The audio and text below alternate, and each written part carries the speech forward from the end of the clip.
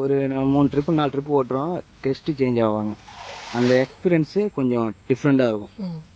தமிழ் மக்களும் வருவாங்க, இங்கிலீஷு, தெலுங்கு இந்த மாதிரி இருக்கும்போது கொஞ்சம் டிஃப்ரெண்ட்டாக இருக்கும்.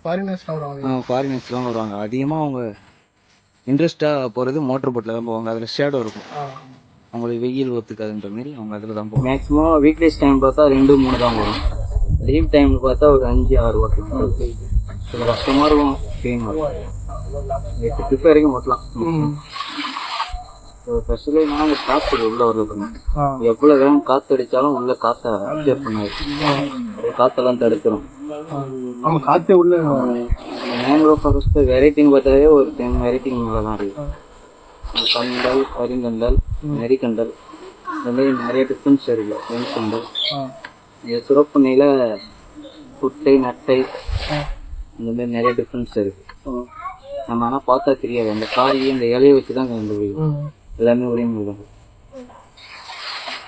நைட் டைம்லாம் கிடையாது. நமக்கு நான் 5 மணி தான் ஆகுது. 5 மணிக்கு நம்ம ஏறோம்னா 5:40 ரிட்டர்ன். இல்லை இது இல்லாமல் நீங்கள் தனியானா அந்த ஃபிஷிங் பண்ணுவாங்க. இதுக்கெலாம் உள்ளே வர மாட்டாங்க. ஓப்பன்லேயே பண்ணுவாங்க.